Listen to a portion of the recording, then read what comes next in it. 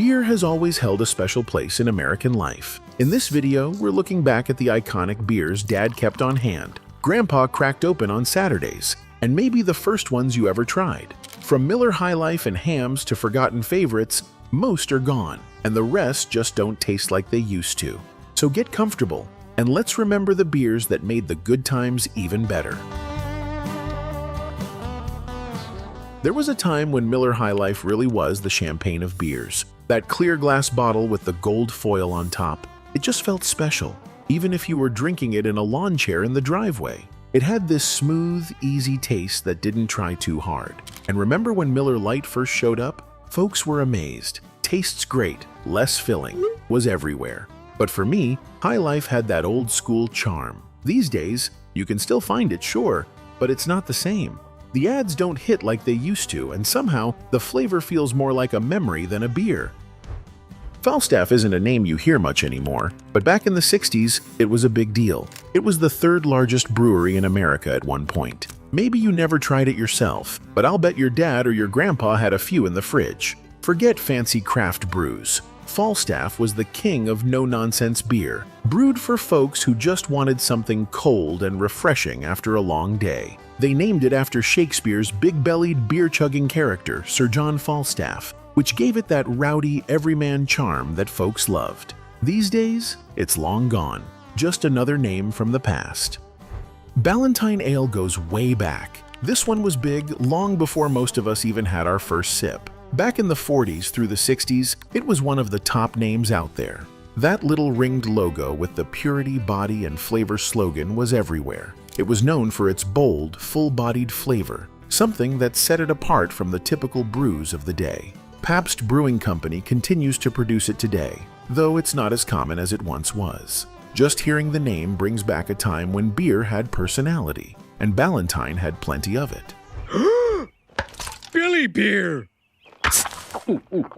Billy Beer. Now there's a name that takes you straight back to 1977. It was launched with a lot of hype, named after President Jimmy Carter's brother, Billy.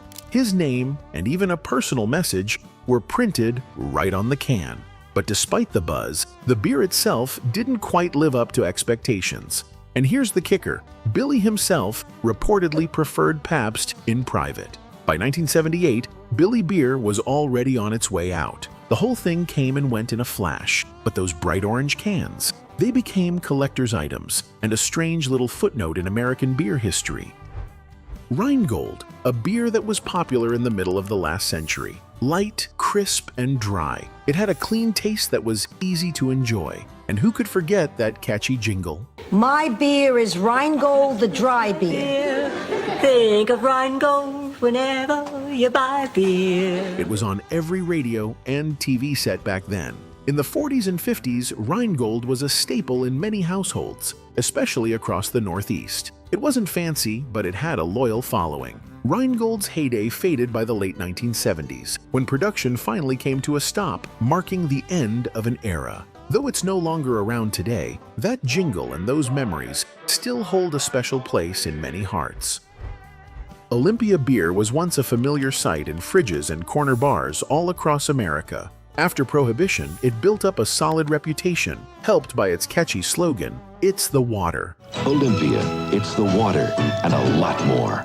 That line wasn't just marketing. They brewed it with artesian spring water, and people swore they could taste the difference. Olympia held its own for decades, but like many classic labels, it started to fade in the 70s as the beer industry began to consolidate. Production shifted hands a few times, and by 2021, it was quietly discontinued. A once proud brand, now just a memory tucked into old photos and bottle cap collections.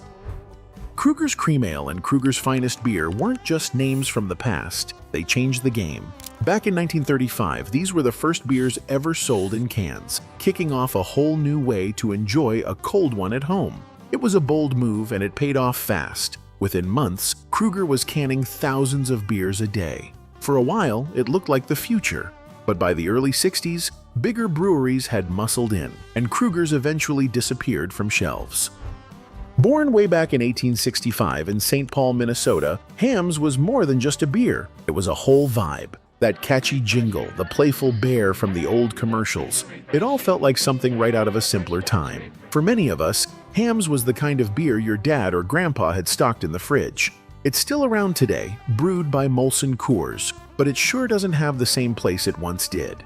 These days, it's more of a throwback, something with retro charm that brings a smile to those who remember, and curiosity to a younger crowd chasing a taste of the past. Red, White, and Blue was a beer with a patriotic name and a rich history. It first rose to popularity during World War II and later found new life in the 1980s as a favorite for those looking for a budget-friendly brew. Originally brewed by Pabst and later by Heilemann, it was known for its smooth taste and low price.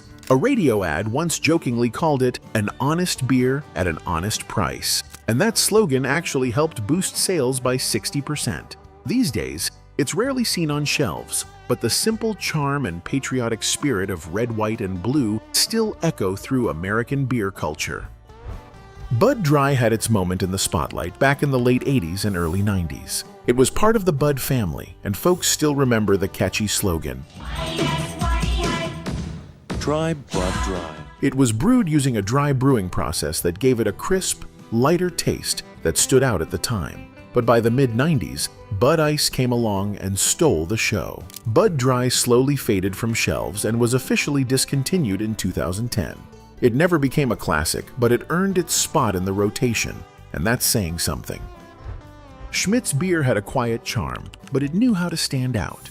During World War II, it became the unofficial beer of the American Armed Forces, thanks in part to the fact that the owners were personal friends of President Franklin D. Roosevelt. That connection helped Schmidt's land in the hands of troops overseas. Later on in the 1950s, the brand changed hands, but its image stayed strong.